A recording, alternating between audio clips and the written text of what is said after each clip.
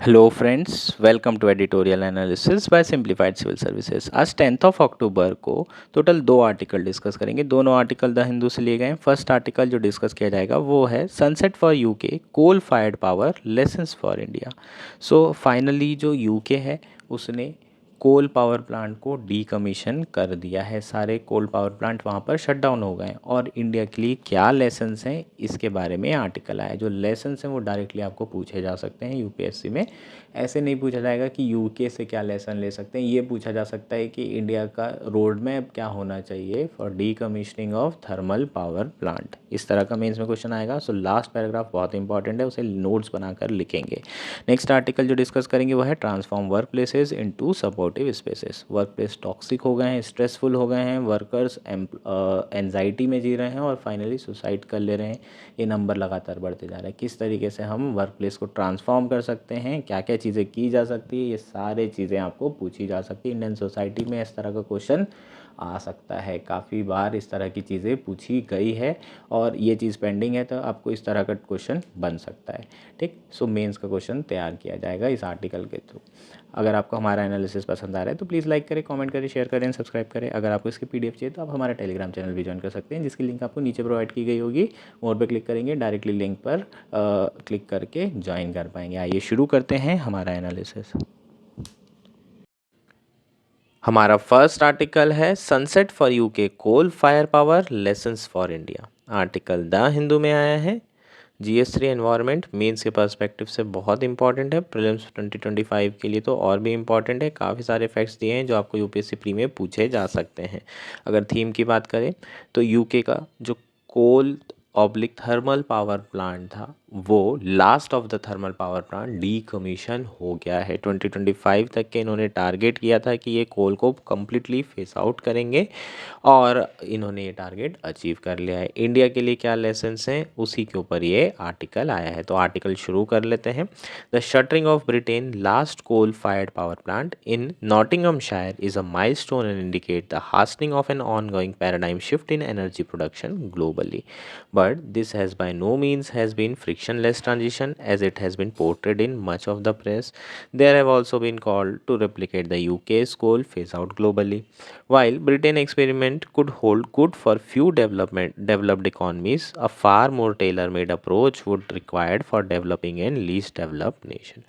So Britain की जो last coal fire power plant था नॉटिंगhamshire में उसे क्लोज किया गया है, शट डाउन किया गया है और ये इंडिकेट कर रहा है कि किस तरीके से एनर्जी प्रोडक्शन में ग्लोबली पैराडाइम शिफ्ट हुआ है। हम लोग कोल और फॉसिल फ्यूल से मोर ग्रीनर अल्टरनेटिव की तरफ मूव कर रहे हैं। जो क्लाइमेट चेंज का बहुत बड़ा चैलेंज है उसे एड्रेस करने की कोशिश की जा रही है और डेवलप्ड कंट्री भी इसमें काफ़ी आगे बढ़ चढ़कर का जो है प्रयास कर रही है। लेकिन जो यूके का कोल फेज आउट मॉडल है ये सारी country as it is replicate नहीं कर सकती। कुछ डेवलप्ड कंट्री जहाँ पर इकॉनमी ऑलमोस्ट सेम है, सिमिलर कंडीशन है, जैसे कि वेस्टर्न यूरोपियन कंट्री जितनी होगी है ना, यूरोपियन यूनियन की कंट्रीज जैसे, वो तो रेप्लिकेट कर सकती है इस मॉडल को। लेकिन जो डेवलपिंग कंट्रीज़ है like India which highly relies upon the coal for their energy, वो शायद इसे एज इट इज़ रेप्लिकेट नहीं कर पाएगी। लीज डेवलप कंट्रीज़ भी एज इट इज़ रेप्लिकेट नहीं कर पाएगी और उसके रीजंस को समझेंगे अभी। लेकिन कुछ लेसन्स ज़रूर लिए जा सकते हैं। लेसन्स कैसे लेंगे वो कौन कौन से लेसन्स लिए जा सकते हैं वो देख लिया जाएगा। सो यहाँ पर इसके बाद डिस्कस किया है कि किस तरीके से जो ब्रिटेन है उन्होंने कोल का फेज़ आउट शुरू किया और ये 2015 में शुरू नहीं हुआ है, उससे कहीं पहले इसका फेज़ आउट शुरू किया जा चुका है। ठीक, अब इंडिया और यूके की कंपैरिजन कर लेते हैं कि कितना जो है हम नेट एमिशन कर रहे हैं कंपेयर टू यूनाइटेड किंगडम।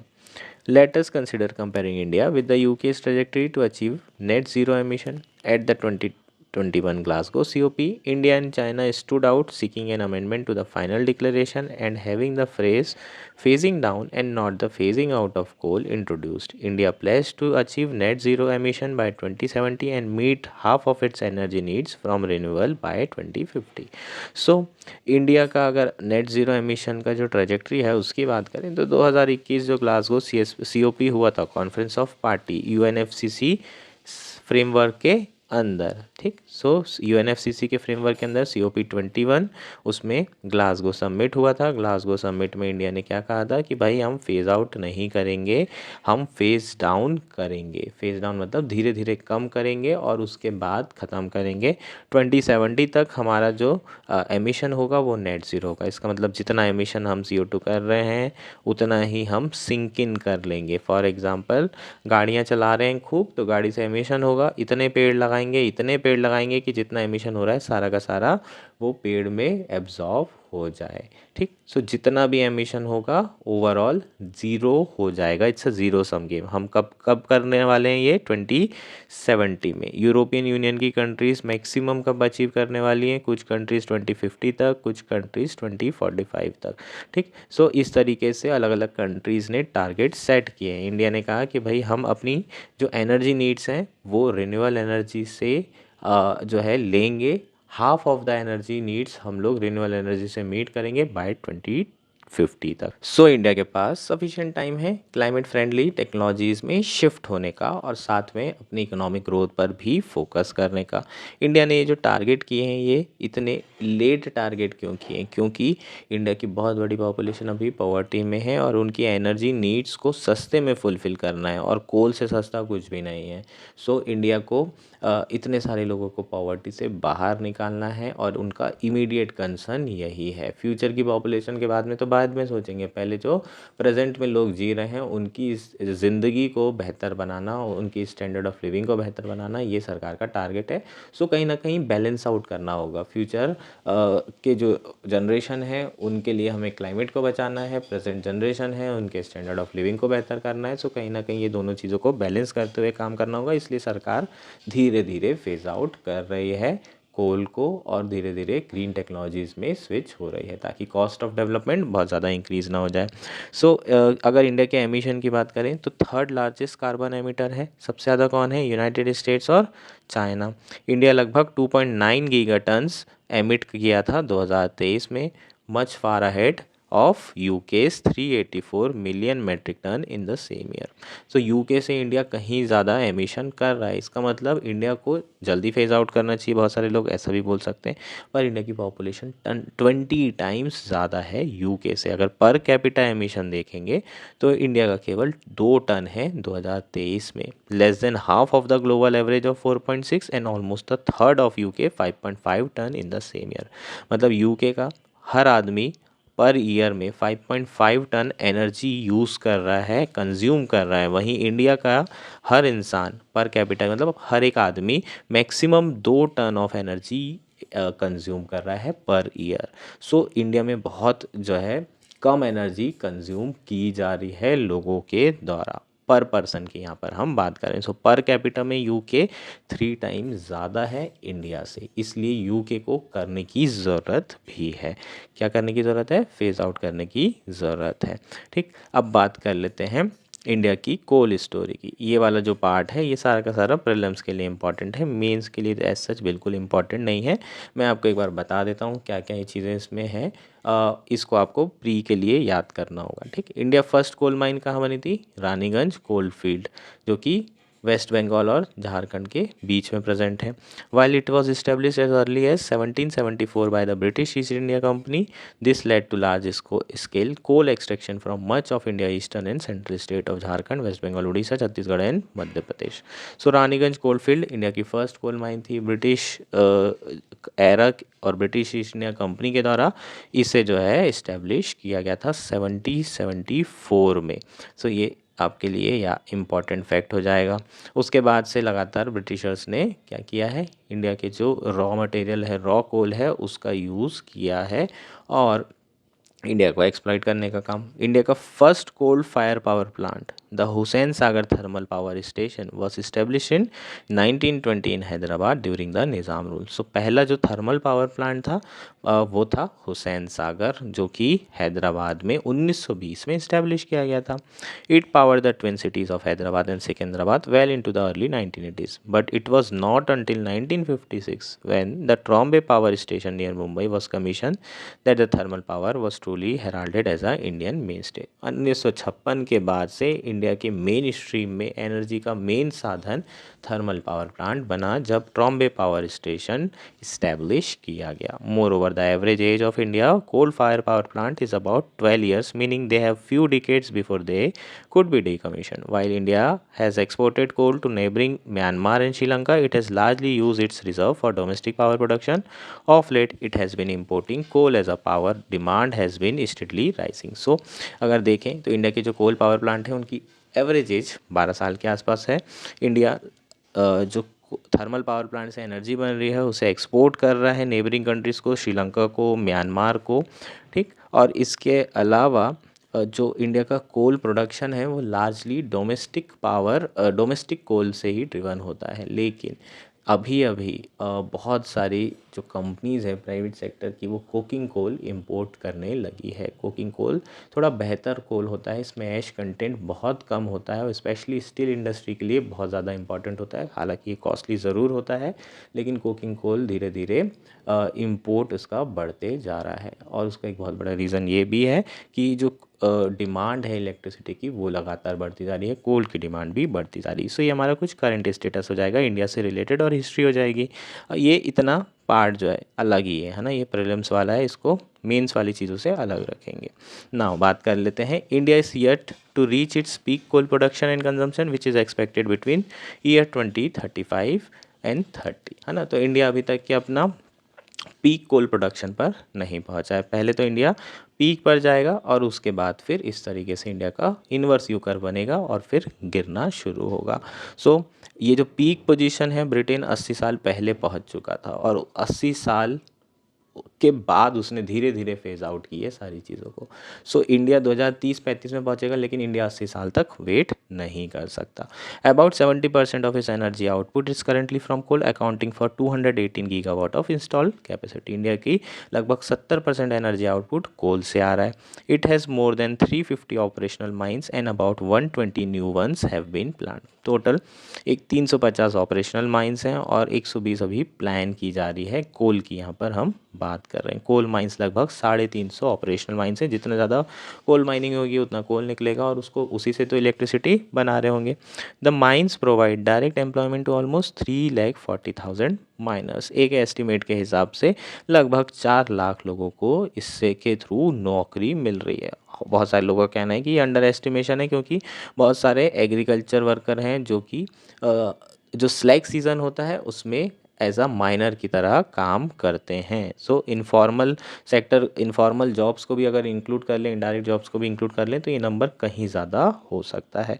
इसका मतलब अगले 10 सालों में लगभग coal sector over million people को एम्प्लॉयमेंट देने वाला है। सो ये क्यों बताया जा रहा है? ये बताया जा रहा है कि कितनी ज़्यादा कॉस्ट होगी जब हम कोल को शट डाउन करेंगे।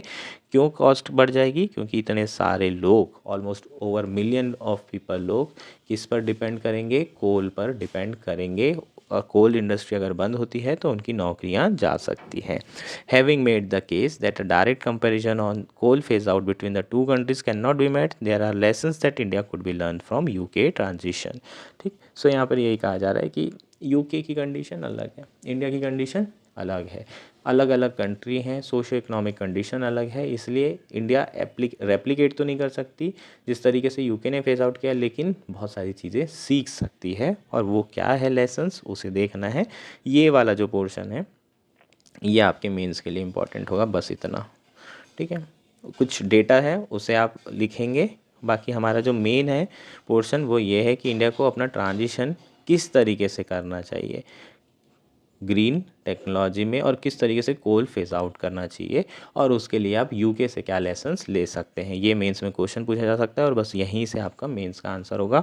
आप डेटा और फैक्ट्स यहाँ से उठा सकते हैं, दोनों के बीच में कंपैरिजन करते हुए कि हम एज इट इज़ क्यों नहीं कर सकते, ठीक है, एज इट इज़ क्यों हम रेप्लिकेट मॉडल नहीं करेंगे। अब बात करते हैं कि क्या क्या लेसन्स ले सकते हैं। सबसे पहला जो फोकस होना है वो जस्ट एंड हॉलिस्टिक ट्रांजिशन पर होना चाहिए, ठीक। It pursued a holistic transition of not just the workforce of the sector but also the region and communities that dependent on it. Retraining program focus on sector that require skills similar to those in coal mining and power generation such as engineering, heavy machinery operation and maintenance. So overall जो focus था Britain का वो किस पे था, just और holistic transition पे, justice और इंश्योर करते हुए फेयरली तरीके से ट्रांजिशन करना है। ऐसा नहीं कि आप ट्रांजिशन कर गए और जो वर्कर्स हैं उनको छोड़ दिया वहाँ पर। ओवर मिलियन वर्कर्स अगर नौकरी कर रहे हैं, डिपेंडेंट हैं, तो आप ऐसे नहीं कर सकते कि एक दिन बोले यार इसको बंद करो। इतने सारे वर्कर्स हैं जिन अपनी ज़िंदगी भर जो है काम कर रहे हैं, पूरी ज़िंदगी लगा दी उन्होंने, और सडनली उनकी नौकरी चल जाए तो ये सही होगा क्या? बिल्कुल सही नहीं होगा। उनके साथ ना जस्टिस होगी ना उनके साथ फेयर ट्रीटमेंट होगा। क्यों फेयर ट्रीटमेंट नहीं होगा? क्योंकि जितना भी पॉल्यूशन कर रहे हैं वो रिच पीपल कर रहे हैं, भुगतना किन पड़ेगा? वर्कर्स को पड़ना पड़ेगा। ये तो बिल्कुल सही नहीं है। सो हमें जो ट्रांजिशन करना है वो जस्ट और होलिस्टिक ट्रांजिशन करना है। कोशिश करनी है कि रीट्रेनिंग प्रोग्राम शुरू किया जाए। वर्कर्स जो कि कोल माइनिंग इंडस्ट्री में काम कर रहे हैं तो सिमिलर स्किल्स जो है उन्हें प्रोवाइड की जाए, उन्हें दोबारा से रिट्रेन किया जाए और उसी तरह की इंडस्ट्री उस पर्टिकुलर एरिया में सेटअप करने की कोशिश करना पड़ेगा। New education and apprenticeship program and community and regional redevelopment of historically coal dependent region और to impetus to set up new industry in their place, ठीक। सो कोशिश करेंगे कि वहाँ पर नई इंडस्ट्री सेटअप की जा सके और जो वर्कर्स हैं उन्हें दोबारा से रीस्किलिंग की जाए, न्यू एजुकेशन दिया जाए, अप्रेंटिस प्रोग्राम में उन्हें शामिल किया जाए, इंटर्नशिप दी जाए, और ताकि उनकी जॉब ख़त्म ना हो, उन्हें नई जॉब मिल सके। सो ये सरकार को करना होगा, तब जाके जस्ट एंड होलिस्टिक ट्रांजिशन हो पाएगा, उनके साथ जो है जस्टिस हो पाएगी। नेक्स्ट क्या करना है भाई, क्लियर टाइमलाइंस होना चाहिए। जैसे कि ब्रिटेन की थी टाइमलाइंस एकदम क्लियर, उतनी ही क्लैरिटी इंडिया को होना चाहिए कि भाई इतने साल में हमें इतना अचीव करना है। नेक्स्ट क्या कर सकते हैं, इन्वेस्टमेंट इन रिन्यूएबल एनर्जी, ये तो इंडिया को करना ही करना है। अगर आप इन रिन्यूएबल एनर्जी में इन्वेस्ट नहीं करेंगे, लगातार बैलेंस करके चलना है। ऐसा नहीं कि आपने सिर्फ कोल से कर रहे हैं और उसके बाद फिर सडनली बोले कोल को बंद करो अब रिन्यूएबल एनर्जी ले आओ, नहीं। और इंडिया इन्वेस्ट भी कर रहा है, बहुत ताकत से इन्वेस्ट कर रहा है सोलर विंड में, है ना। ये सोलर विंड एनर्जीज़ के थ्रू जो एनर्जी है वो प्रोड्यूस की जा रही है। सो इंडिया इन्वेस्ट भी कर रहा है और लगातार इंडिया को ये इन्वेस्ट भी करते रहना पड़ेगा। While India has it's set itself a sufficient timeline of 45 years or more to attain net zero emission, there has already been steady and impressive growth in renewable capacity। बिल्कुल ये बात बिल्कुल सही है कि इंडिया के पास टाइम सफिशिएंट है, 45 साल है, और 45 साल में India net zero emission attain कर सकता है। उसके बावजूद भी इंडिया की जो रिन्यूएबल कैपेसिटी है वो लगातार बढ़ते जा रही है, इंस्टॉल कैपेसिटी लगातार ग्रो होती जा रही है। But coal fire energy use also risen and the country must begin working on fixing timelines on plant decommissioning, regional redevelopment program and retraining of miners and plant workforce। so जो कोल का usage है वो भी लगातार increase होते जा रहा है और इसलिए इंडिया को प्रॉपर टाइमलाइन फिक्स करनी पड़ेगी कि कितना समय हमें कितने समय में हमें ये जो कोल पावर प्लांट है इसे बंद करना है, डीकमीशन करना है। इसके साथ साथ रीजनल रीडेवलपमेंट प्रोग्राम चलाना पड़ेगा, नई इंडस्ट्री वहाँ पर अल्टरनेटिव इंडस्ट्री सेटअप करनी पड़ेगी। आप वहाँ पर रिन्यूएबल एनर्जी से रिलेटेड इंडस्ट्री भी सेटअप कर सकते हैं। और इसके अलावा वर्कर्स की रीट्रेनिंग, दोबारा से एजुकेशन, रीस्किलिंग, इस पर फोकस करना पड़ेगा। Bearing in mind that India historically coal dependent region are some of the poorest in the country. ये सोच करके, ये ध्यान में रखते हुए कि इंडिया के जो कोल वाले रीजन है ये वन ऑफ द पुअरेस्ट हैं। ज़्यादातर कौन से हैं? झारखंड, वेस्ट बंगाल, उड़ीसा, मध्य प्रदेश, ये सारे स्टेट जो है बहुत ही पुअर स्टेट है, और इवन छत्तीसगढ़। सो ये सब सारी चीज़ें ध्यान में रखते हुए इंडिया को ये स्टेप्स लेने की ज़रूरत है ताकि जो कॉस्ट ऑफ ट्रांजिशन है वो कम से कम हो सके। और वर्कर्स जो कि ट्रांजिशन हो रहे हैं फ्रॉम एग्रीकल्चर टू माइनिंग, उनके पर भी फोकस करना उतना ही ज़रूरी है। Only a holistic, transparent and early forward planning approach would hasten a transition that is inclusive and just. ये हमारा आर्टिकल हो जाएगा, कंप्लीट आर्टिकल हो जाएगा। होपफुली ये आर्टिकल आपको पूरा क्लियर हो गया होगा। ये 4-6 पॉइंट हैं, ये आपके लिए काफ़ी इंपॉर्टेंट है, इसको आप लिख सकते हैं। हमारा नेक्स्ट आर्टिकल है transform work places in supportive spaces. यह आर्टिकल द हिंदू में आया है। GS1 इंडियन सोसाइटी मेंस के पर्सपेक्टिव से काफ़ी इंपॉर्टेंट आर्टिकल है, प्रीलिम्स के पर्सपेक्टिव से उतना इंपॉर्टेंट नहीं है। आर्टिकल में हम वर्क प्लेस को ट्रांसफॉर्म करने की बात कर रहे हैं। इस वर्क प्लेस का मतलब जो ऑफिसेज जहाँ पर जाकर हम काम करते हैं उसे किस तरीके से ट्रांसफॉर्म किया जा सकता है, जिसके थ्रू जो वर्कर्स हैं वो हेल्दी एनवायरनमेंट में रह सकें और वर्क स्ट्रेस को मैनेज कर सकें। सो कंटेक्स्ट देख लेते हैं सबसे पहले। In recent years troubling trend has emerge in several country. A rise in suicides among young professional frequently attributed to overwhelming stress and tension at the work place. So work place पे बहुत ज़्यादा stress और tension के कारण हमने ये देखा है कि जो यंग प्रोफेशनल हैं वो सुसाइड कर रहे हैं। अभी रिसेंटली हमने एक पुणे का केस पढ़ा था जिसमें 26 साल की एक लड़की ने सुसाइड किया था। EY कंपनी में काम कर रही थी और उनके ऊपर वर्कलोड बहुत ज़्यादा हो गया था और उसके कारण उन्होंने सुसाइड कर लिया था। सो एक टॉक्सिक वर्क कल्चर हमें देखने को मिल रहा है पिछले कुछ सालों में और उसके कारण बहुत सारे यंग प्रोफेशनल सुसाइड कर रहे हैं। इस तरह का जो ट्रेंड है सबसे पहले जापान में स्टडी किया गया था और वहाँ एक टर्म दिया गया था खारोशी, जिसका मतलब है डेथ फ्रॉम ओवरवर्क। ऑब्वियसली हम जानते हैं कि जापान की जो वर्क एथिक है, वर्क कल्चर है, वो बहुत ज़्यादा वेल नोन है पूरे ऑल ओवर द वर्ल्ड में। लेकिन वहाँ पर भी जो वर्कर्स हैं उन्हें बहुत स्ट्रेस में रखा जा रहा था और उसके बाद कई सारे लोग वहाँ पर सुसाइड कर रहे थे। 2023 का यहाँ डेटा दिया हुआ है, लगभग 2900 पीपल हैं जापान में जिन्होंने अपनी लाइफ को ख़त्म किया ओवर वर्क के कारण। ये बहुत बड़ा नंबर है अगर आप पॉपुलेशन के परसेंटेज में देखेंगे। इंडिया का भी यहाँ पर नंबर दिया है। 2022 में लगभग 11,486 लोगों ने सुसाइड किया था बिकॉज ऑफ हाई वर्कलोड और ये सारे के सारे प्राइवेट सेक्टर में। नाउ रीज़न की बात कर लेते हैं कि क्यों ऑल ओवर द वर्ल्ड ये वर्क कल्चर इतना टॉक्सिक हो गया, स्पेशली इंडिया जो कि एक सोशलिस्ट कंट्री थी। ट्रेड यूनियन यहाँ पर बहुत स्ट्रांग हुआ करते थे, लेकिन धीरे धीरे चीज़ें बदल गई है। LPG 1991 के बाद से ज़्यादा फोकस जो है प्राइवेटाइजेशन पे आया है और प्राइवेट सेक्टर को बहुत ज़्यादा सपोर्ट किया जा रहा है। अगर आप देखें तो लेबर लॉस को भी आसान बनाए जा रहे हैं, फ्लेक्सिबिलिटी बढ़ाई जा रही है एम्प्लॉयर्स की कि वो आसानी से लेबर को हायर भी कर दे और फायर भी कर सके। सो इस तरीके से ये लेबर लॉज हो गए हैं कि जो एम्प्लॉयर्स हैं उनके हाथ में चीज़ें बढ़ चुकी हैं, उनके हाथ में जो पावर है वो ज़्यादा हो गई है और बैलेंस ऑफ पावर थोड़ा सा शिफ्ट हो गया है LPG रिफॉर्म्स के बाद से टूवर्ड्स प्राइवेट सेक्टर। और उसके पहले as a being a socialist country थोड़ा बहुत जो है जो बैलेंस ऑफ पावर था वो बोल सकते हैं इक्विलिब्रियम में था या फिर टिल्टेड था टूवर्ड्स वर्कर। सो पहले वर्किंग एनवायरनमेंट थोड़ा बेहतर हुआ करता था, आज के समय में वर्किंग एनवायरनमेंट थोड़ा टॉक्सिक ज़्यादा हो रहा है और उसका मेन रीज़न है कॉम्पिटिटिव इकॉनमी। जो वर्क कल्चर है वो ब्रूटल है, उसका मेन और एकमात्र रीज़न है प्रॉफिट। जितने भी प्राइवेट सेक्टर होते हैं उनका सिर्फ एकमात्र पर्पस, एकमात्र ऑब्जेक्टिव होता है, वो है मैक्सिमाइजेशन ऑफ प्रॉफिट। आज इंडिया में जो कि कॉम्पिटिटिव इकोनॉमी है, जो बिजनेस है वो सारे के सारे कॉस्ट कटिंग पे फोकस कर रहे हैं, एफिशिएंसी पे फोकस कर रहे हैं और प्रोडक्टिविटी पे फोकस कर रहे हैं। और जब इन सारी चीज़ों पे कंपनी फोकस करेगी तो जो एम्प्लॉयज़ होंगे वो इमेंस प्रेशर में आ जाएंगे, वो अनरियलिस्टिक उनसे डिमांड की जाएगी और उसे वो कंप्लीट करने में लगे रहेंगे। अनरियलिस्टिक डिमांड जब की जाए और वो कंप्लीट ना कर पाएँ तो फिर ऐसे में स्ट्रेस और टेंशन्स बहुत ज़्यादा बढ़ जाती है और ना एक रिसेंटमेंट होता है। वर्क प्लेस पे जाएँ, आपको कुछ काम दिया जाए, आप नहीं कर पाए और आपके बॉस ने आपको चिल्ला दिया तो फिर आपका दिन बर्बाद हो गया। और इसी तरह से मान लीजिए पूरे 365 दिन में से 360 दिन हो रहा है तो आप तो रह ही नहीं पाएंगे। इतने टेंशन और स्ट्रेस में कई सारी लाइफस्टाइल डिसीज़ेज़ भी हो रही हैं, डायबिटीज़ बहुत कॉमन हो गई है। सो इस तरीके से जो वर्क कल्चर है वो बहुत ज़्यादा टॉक्सिक हो गया है। लॉन्ग वर्किंग आवर्स हो गए हैं, काम जो है आपका आपको जॉब में किसी और काम के लिए रखा गया है और आपको कोई और काम कराया जा रहा है। ये सारी चीज़ें इंडिया में बहुत ज़्यादा कॉमन है।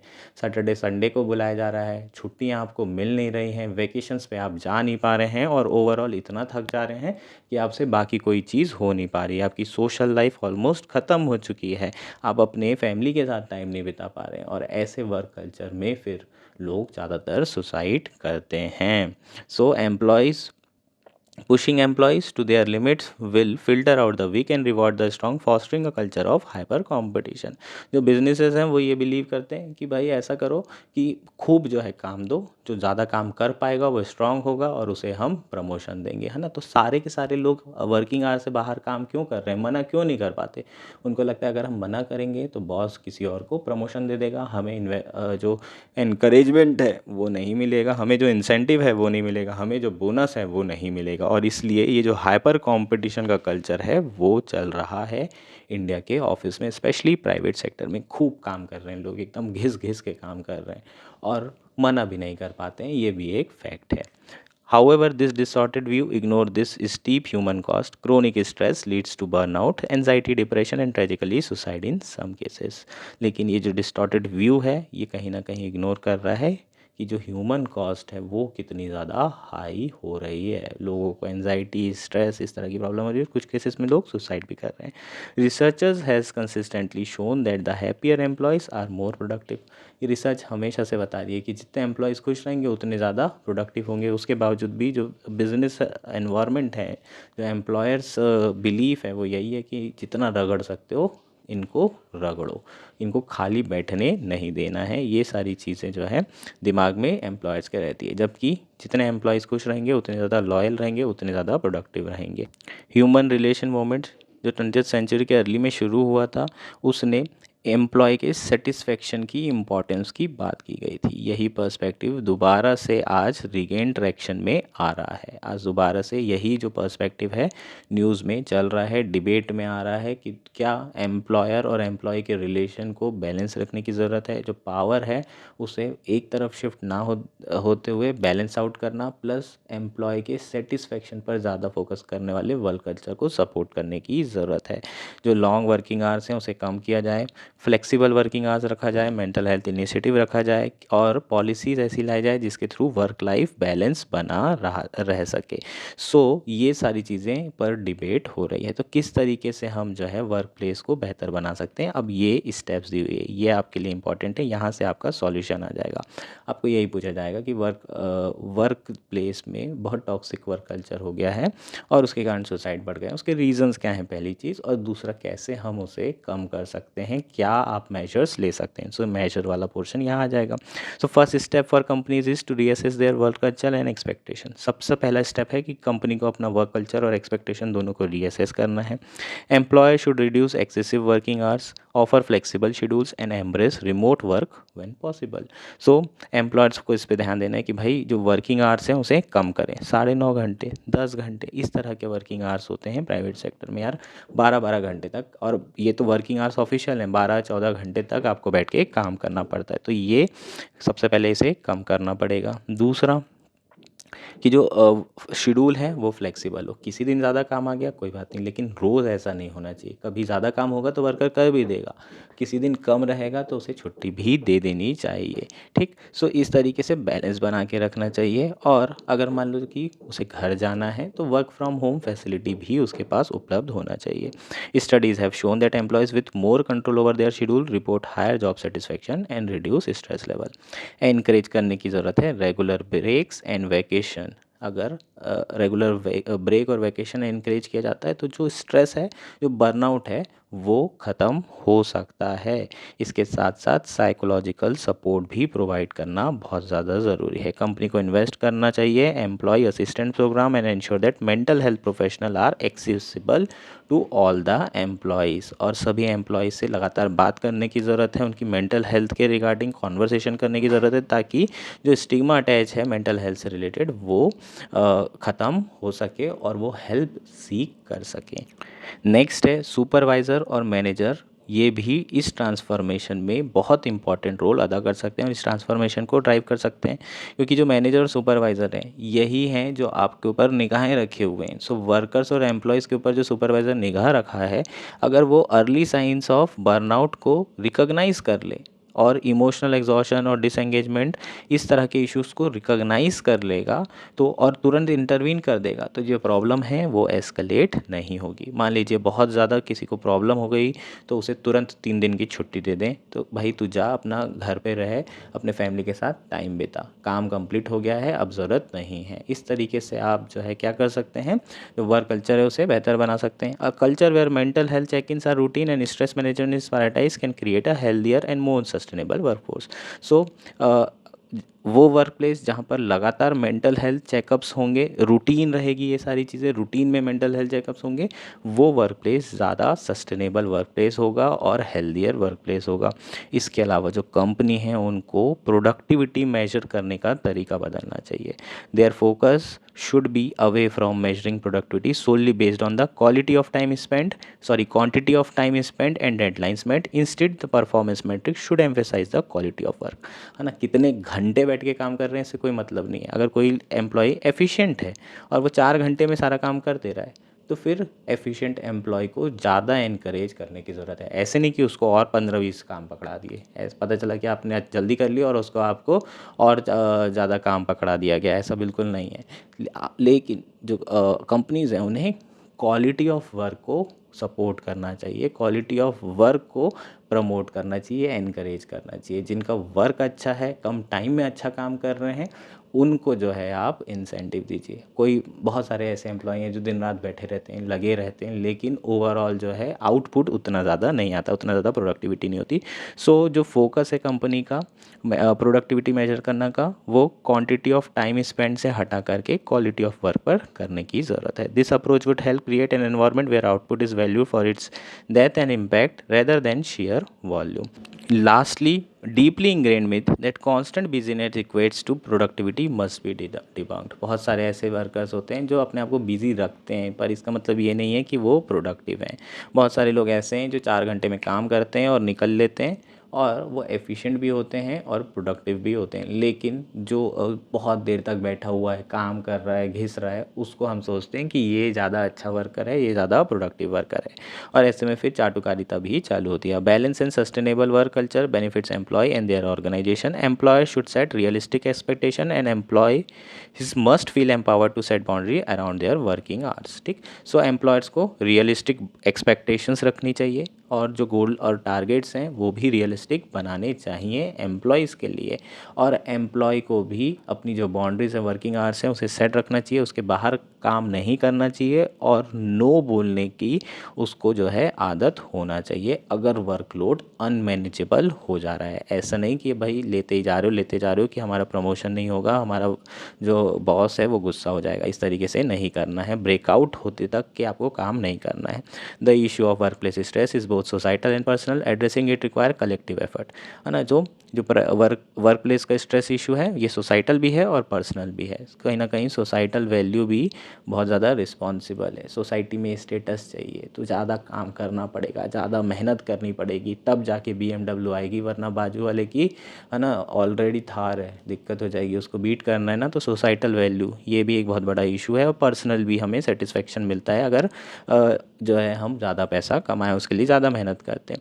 इसके लिए हमें कलेक्टिव एफर्ट की ज़रूरत है। While employees can build resilience through mindfulness, regular exercise and strong social support network, seeking professional help should never be delayed when stress becoming overwhelming. ठीक, तो जो वर्क कल्चर है उसे बेहतर कैसे बना सकते हैं वर्क प्लेस पर, है ना, 15-20 मिनट का मेडिटेशन करवा लो लोगों से, रेगुलर एक्सरसाइज वगैरह, जिम वगैरह की फैसिलिटी अवेलेबल कर दो, और स्ट्रॉन्ग सोशल सपोर्ट ग्रुप बनाना ज़रूरी। इसके अलावा अगर ज़्यादा स्ट्रेस हो गया तो प्रोफेशनल की हेल्प भी बहुत ज़्यादा ज़रूरी है।